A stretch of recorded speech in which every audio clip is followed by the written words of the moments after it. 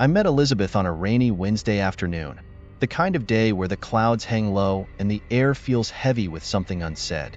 She was my last appointment of the day, and as soon as she walked into my office, I could tell she was different. Her eyes had a haunted look, and her hands trembled slightly as she sat down, clutching a worn-out notebook like it was a lifeline. "Dr. Harper," she began, her voice barely above a whisper. "I don't know if you'll believe me, but I need help. I've been a psychologist for over 15 years, and I've seen my share of unusual cases, but something about the way she spoke, the desperation in her voice, made me sit up and listen more closely."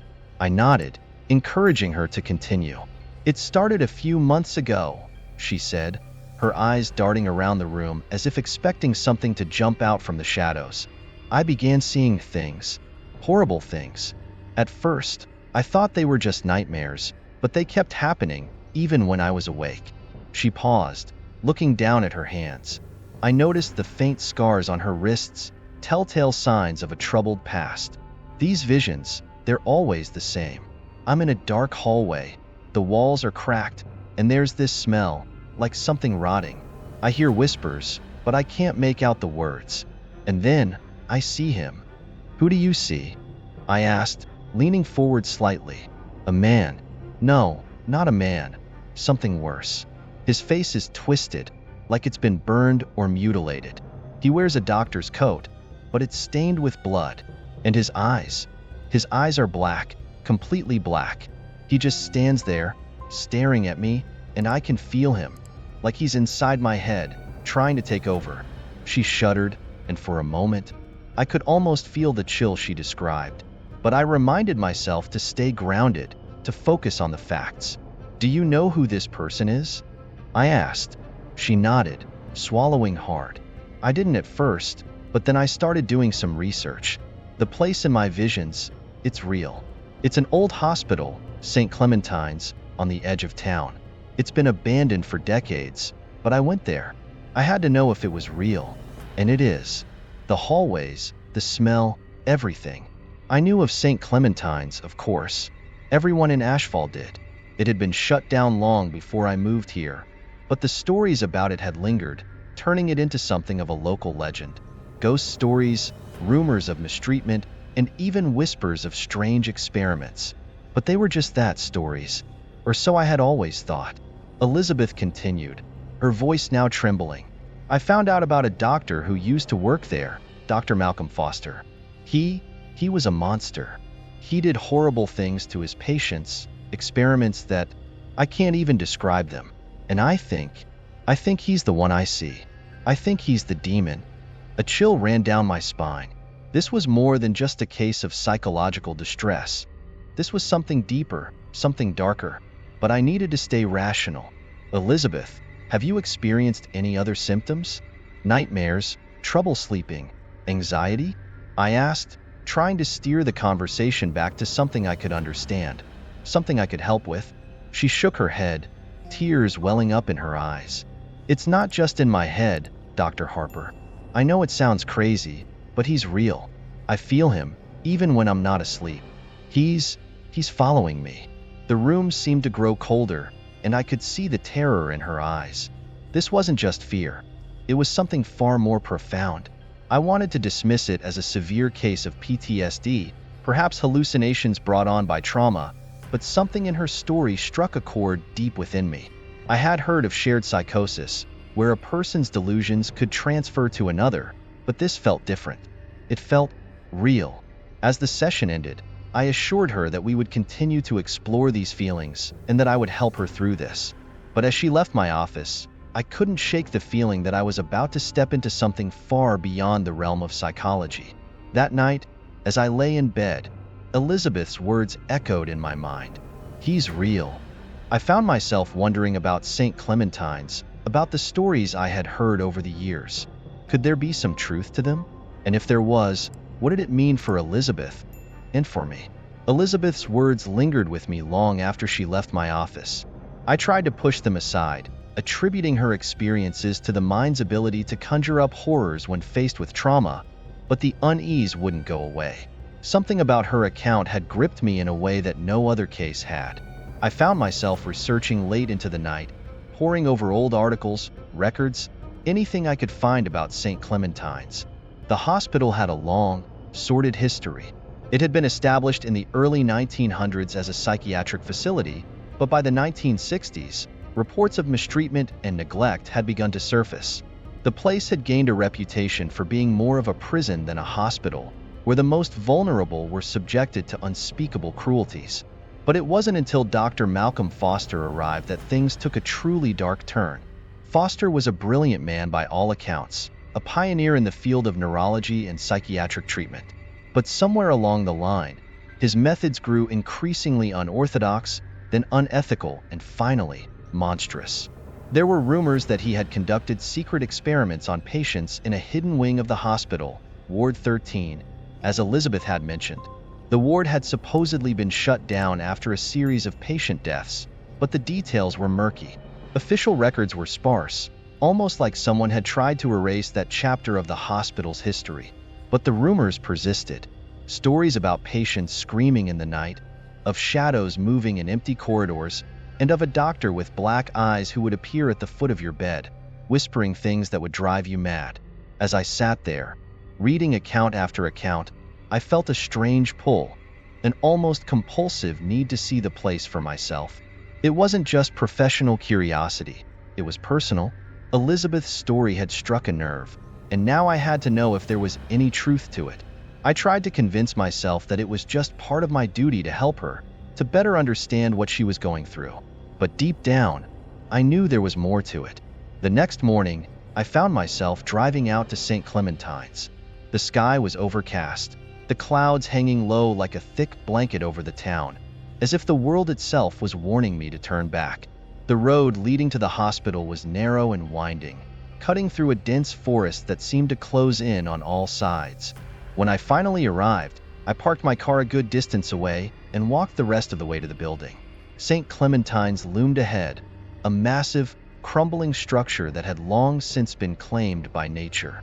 Vines snaked up the walls, and the windows were shattered, their glass shards long gone. The place had an aura of abandonment, of something long forgotten, but not quite dead. I hesitated at the entrance, the large wooden doors hanging askew on their hinges. The rational part of me screamed to leave, to turn around and forget all of this. But something stronger, a morbid curiosity, perhaps, pushed me forward. I stepped inside, and immediately, the air grew colder.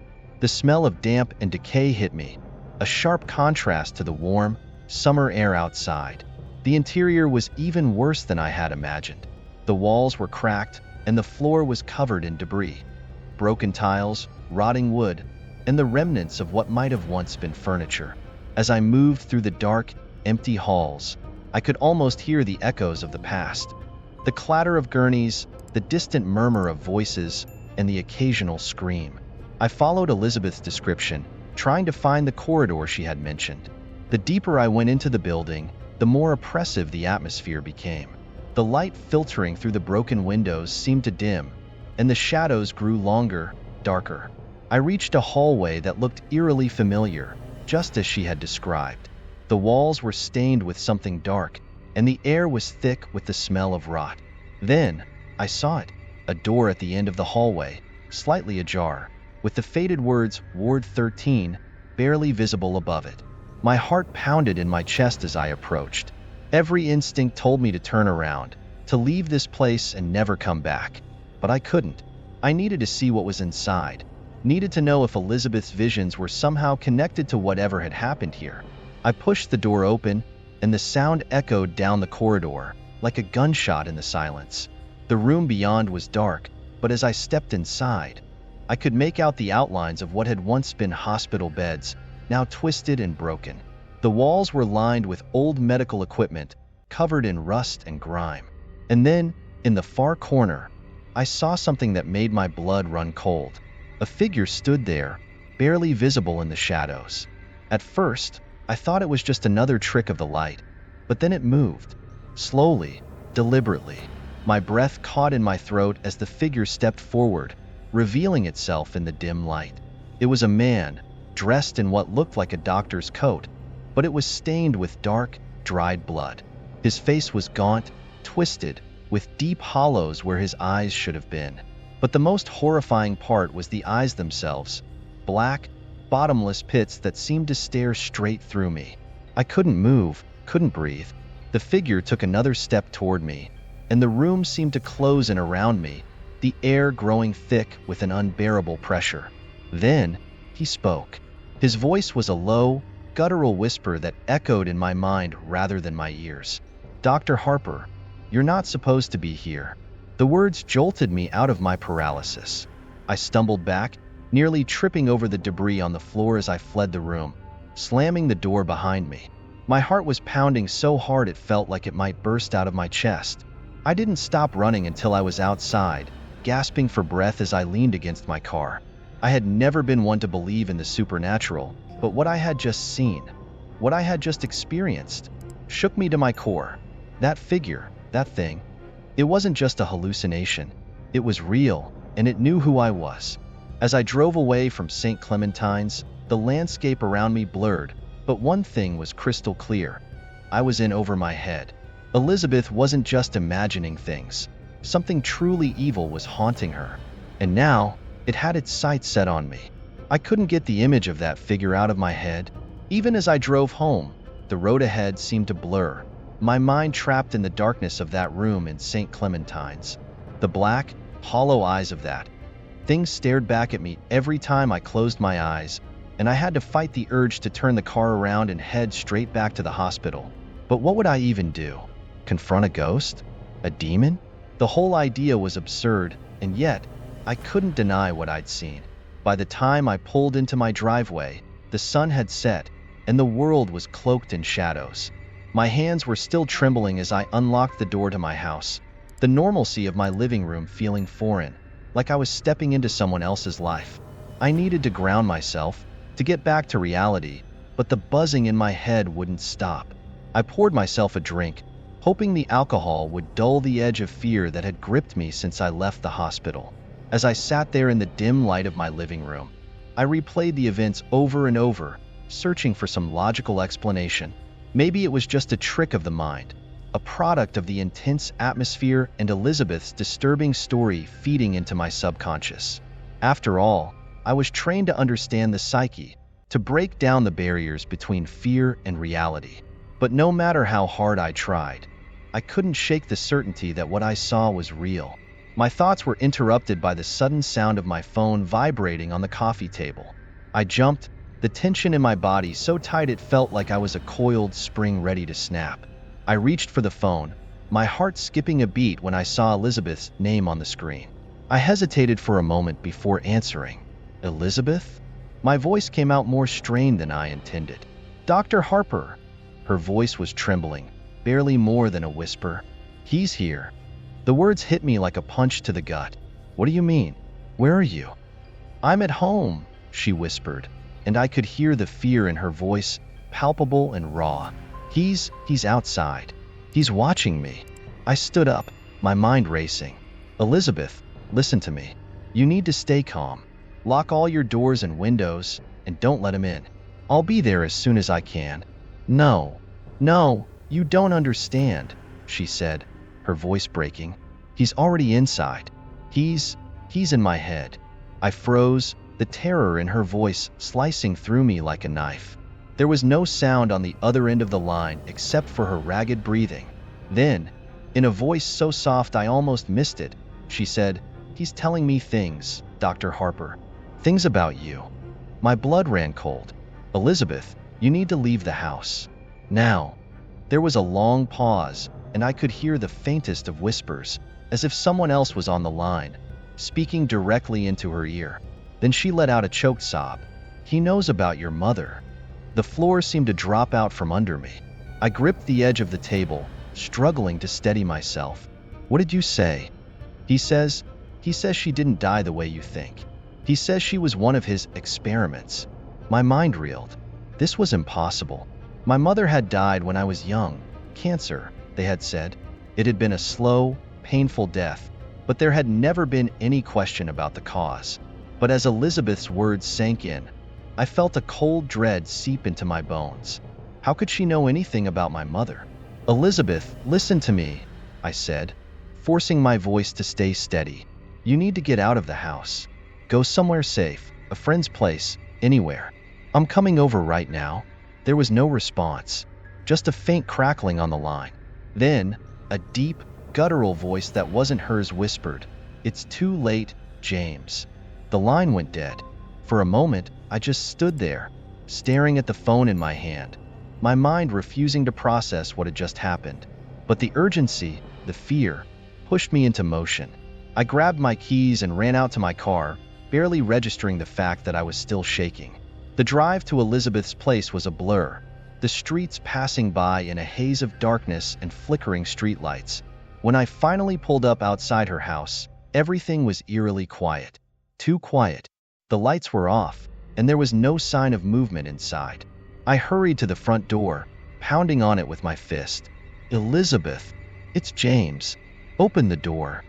No answer. I tried the door, and to my surprise, it was unlocked. I pushed it open and stepped inside, calling out her name again. The house was dark, the air thick with an unnatural stillness that made the hairs on the back of my neck stand up. I reached for the light switch, but nothing happened. The power was out. As I moved through the house, the floor creaking under my feet, I kept expecting to see Elizabeth appear around every corner, but each room I entered was empty. Finally, I reached the bedroom. The door was slightly ajar, a sliver of darkness spilling out into the hallway. I pushed the door open, my heart pounding in my chest. The room was pitch black, the only light coming from the faint glow of the moon through the curtains. I could just make out the shape of Elizabeth's bed, the covers drawn up as if she was asleep. But as I stepped closer, I knew something was wrong. The silence was too complete, too unnatural. "Elizabeth?" I whispered, reaching out to touch the edge of the bed. My hand brushed against something cold, and I yanked it back instinctively. I fumbled for my phone, turning on the flashlight. The beam of light cut through the darkness, revealing the bed. It was empty. The covers were pulled back, and on the pillow was a single, blood-stained surgical glove. A wave of nausea hit me as I stared at it, my mind racing. How had this gotten here? Where was Elizabeth? And why did it feel like I was being watched? Then, from behind me, I heard a low, rasping breath. I spun around, the flashlight beam swinging wildly across the room. But there was nothing there, just the empty hallway beyond. My heart was pounding in my ears, my breath coming in shallow gasps. I backed out of the room, the cold sweat on my skin making me shiver. As I reached the hallway, I felt a presence behind me, close enough that I could almost feel the cold breath on my neck. Then, in a voice that was unmistakably Dr. Foster's, I heard the words that would haunt me for the rest of my life. "You're next, James." And just like that, the light on my phone flickered and died, plunging me into complete darkness. The darkness was absolute, pressing in on me from all sides. My breath caught in my throat as the silence deepened, a heavy, oppressive weight that made it impossible to think clearly. I could feel the cold sweat trickling down my back, the hairs on my arms standing on end as if every nerve in my body was on high alert. I tried to swallow, but my mouth was dry, and my mind was racing with 1,000 thoughts, none of which made any sense. I fumbled with my phone, desperately trying to get the flashlight back on, but it was dead, completely unresponsive.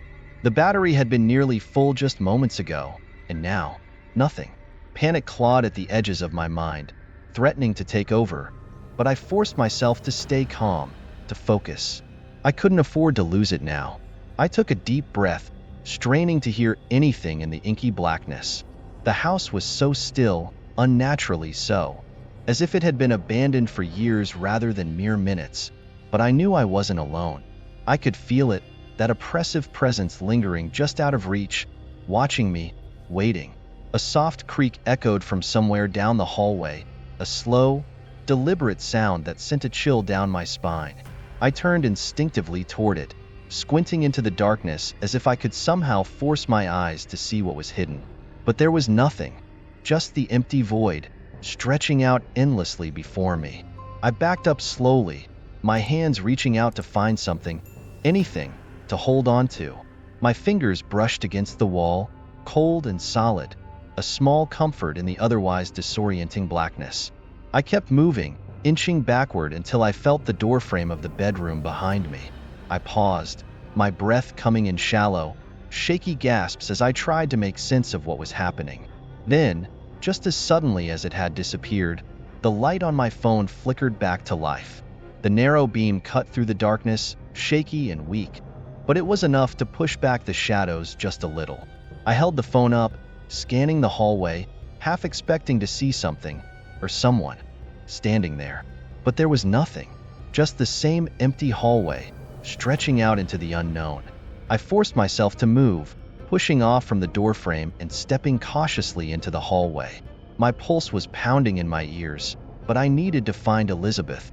The image of the blood-stained glove on her pillow was burned into my mind, and I couldn't shake the feeling that I was already too late. But I had to try. I made my way through the house, the flashlight beam dancing over the walls, revealing familiar shapes that seemed distorted and wrong in the dim light. Every step felt like it echoed through the entire house, the creaking floorboards only adding to the growing sense of dread that gnawed at my insides. As I reached the living room, I noticed something that made me stop in my tracks. The front door, the same door I had walked through just minutes ago, was wide open. The night air blew in, carrying with it a faint, musty smell that I couldn't quite place. I shined the flashlight on the door, the light revealing the deep, scratch marks along the wood, as if something had clawed at it from the inside. My heart skipped a beat as I realized the implications. Had Elizabeth left? Or worse, had something taken her? I stepped outside, the cold night air a stark contrast to the suffocating atmosphere of the house. I looked around, scanning the darkness for any sign of movement, but the street was deserted, the quiet suburban neighborhood eerily still under the pale glow of the streetlights. And then, out of the corner of my eye, I saw it. A figure standing at the far end of the street, barely visible in the gloom. It was tall, unnaturally so, and as my eyes adjusted, I recognized the long, blood-stained coat, the gaunt face, and those terrible, hollow eyes that seemed to absorb all the light around them. It was him, Dr. Foster. My body reacted before my mind could catch up. I turned and ran back into the house, slamming the door shut behind me. My chest heaved as I tried to catch my breath, leaning against the door as if that flimsy barrier could keep out whatever horror was stalking me. I knew it was irrational. There was no escaping something like that. But panic had taken over and I couldn't think clearly. My mind raced, trying to come up with a plan, some way to get out of this nightmare. I needed to get Elizabeth and get out of here, but there was no sign of her. And that thing, Dr. Foster, or whatever it was out there, waiting. I moved quickly through the house, checking each room, calling out her name, my voice echoing through the empty spaces. But there was no answer, just the mocking silence that seemed to grow heavier with each passing second. As I entered the kitchen, something caught my eye, a piece of paper lying on the counter. I snatched it up, the flashlight shaking in my hand as I read the words scrawled hastily across it. "He's here. I'm sorry." My stomach dropped. The note was in Elizabeth's handwriting, but it offered no comfort, only a deepening sense of dread. She knew he was here. She knew what was happening, and she had left this note for me, knowing I would find it. But where was she? And why had she apologized? I felt a sudden, overwhelming need to get out of the house, to escape this madness before it consumed me. I turned to leave, but as I did, I heard it again. The soft, rasping breath, this time coming from right behind me. I spun around, shining the flashlight into the kitchen, but there was nothing there. Just the dark, empty space where the sound had come from. I backed away, the flashlight trembling in my hand as I stumbled toward the front door. But as I reached it, the door slammed shut with a force that rattled the entire house. I jumped back, startled, and the flashlight slipped from my grasp, clattering to the floor and plunging the room into darkness once again. I groped for the light, my fingers brushing against the cold tiles as I tried to find it. But before I could, I felt something else, something cold and clammy, like a hand, wrapping around my wrist. I yanked my hand back, my heart pounding in my chest, but it was too late. I could feel it, that same oppressive presence from the hospital, now all around me, closing in, suffocating me. And then, in the pitch-black darkness, I heard his voice again, whispering in my ear, so close I could feel his breath on my skin. "You can't run from me, James. You belong to me now." A surge of terror shot through me, and I stumbled back, finally grabbing the flashlight and flicking it back on. The beam of light cut through the darkness, but there was nothing there. No figure, no hand, just the empty kitchen. But the words hung in the air, a chilling reminder that whatever this was, it wasn't going to let me go. Not now, not ever. I didn't bother closing the door behind me as I bolted out of the house and into the night, the flashlight bouncing wildly as I ran. I didn't know where I was going, only that I had to get away, to put as much distance between me and that place as possible. But even as I ran, I knew there was no escaping what was happening.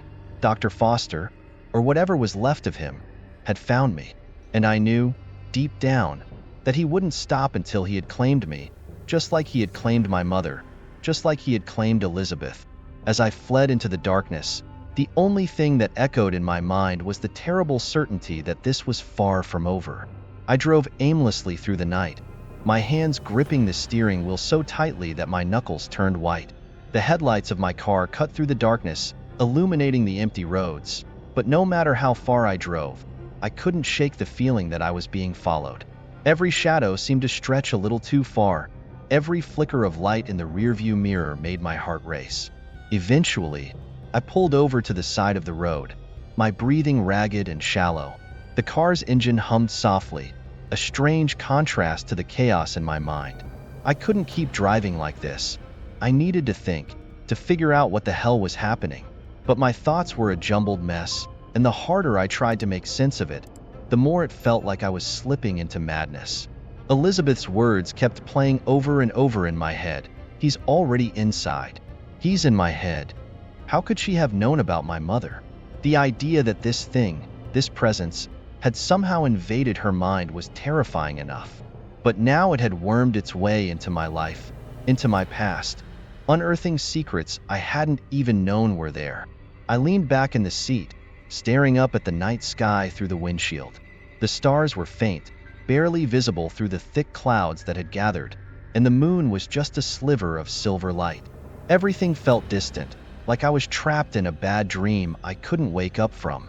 I fumbled for my phone, needing to hear a voice, any voice that wasn't my own. I called a few colleagues, but no one picked up. It was late, after all, and most of them were probably asleep. I didn't know what I would even say if they answered, but just hearing someone else might have made me feel less alone. Finally, I dialed the one number I hadn't tried yet, my father's. It rang twice before he picked up, his voice groggy with sleep. "James? What's going on? Do you know what time it is?" I hesitated, not sure where to start. My father and I weren't exactly close. We hadn't been since my mother died, but I needed answers, and he was the only one who might have them. "Dad, I need to ask you something about Mom." There was a long pause on the other end, and when he finally spoke, his voice was cautious. "What about her?" I took a deep breath, trying to steady myself. Did she ever go to St. Clementine's? The silence that followed was heavy, almost suffocating. I could hear him breathing, could picture him sitting up in bed, his expression tight. "Why are you asking about that place?" he finally said, his voice tinged with something that sounded like fear. I squeezed my eyes shut, the weight of the night pressing down on me. "Dad, please. I need to know." He sighed, and when he spoke again, his voice was strained, like he was dredging up memories he'd long tried to bury. "Your mother, she was sick, James. You know that. But it wasn't just the cancer. She was seeing things, hearing things. She thought she was being haunted." My heart skipped a beat. Haunted by what?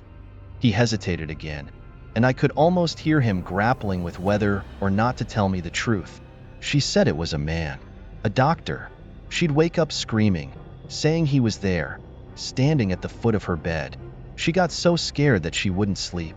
And then one day, she told me she had to go to St. Clementine's, that she had to confront him."